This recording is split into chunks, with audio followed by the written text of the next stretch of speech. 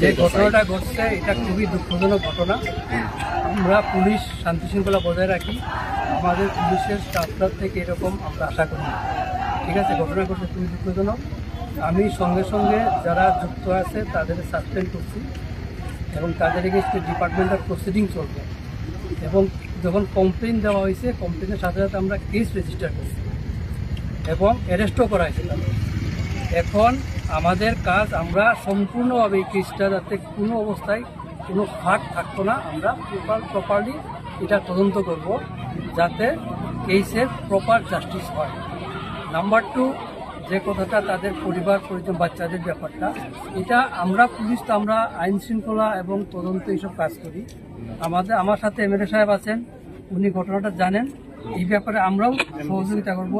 MD সাহেব আছেন এবং বাকি নেতৃত্বরাও আছেন, ওনারাও জিনিসটা দেখবেন কি করা যায়, কি সাহায্য করা যায় এবং কি ধরনের আরও আশ্বাস দেওয়া যায়, এটি ওনারা দেখবেন।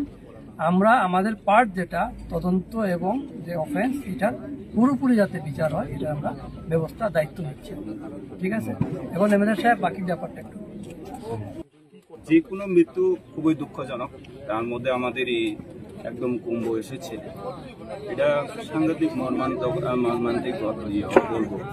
তো আমিও যখন খবর পাওয়ার সঙ্গে সঙ্গে ওনাদের সঙ্গে আমি কথা বলেছি যাতে যারা দোষী তাদেরকে যাতে কঠোর শাস্তি হয়।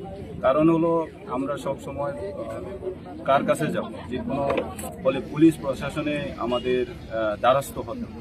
তো এইভাবে একটা দুঃখজনক ঘটনা, সাংঘাতিক আমাদেরও খুব দুঃখ লেগেছে, যার কারণে আমরা সকালেও এসে যাতে সুস্থ যাতে তদন্ত ক্রমে যাতে যারা দোষ করেছে তারা যাতে শাস্তি পায়।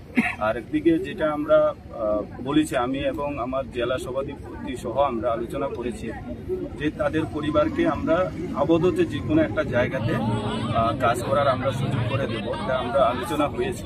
তো এটা একদম খুব শীঘ্রই আমরা সেই কাজটা করব। পরবর্তী সময়ে যেটা তাদের ছোট ছোট বাচ্চা ছেলেদেরকে কীভাবে পুলিশ সঙ্গে আমরা সেটা ব্যবস্থা করতে পারি সেটাও আমরা কথা বলেছি, সেটাও আমরা করব। এগুলো আসলে আমাদের লক্ষ্য, যাতে আমাদের যারা তো মারাই গেছে যারা আছেন তাদেরও যাতে সুস্থভাবে জীবনযাপন বা সুবিধা পায়, সেটা আমরা দেখব।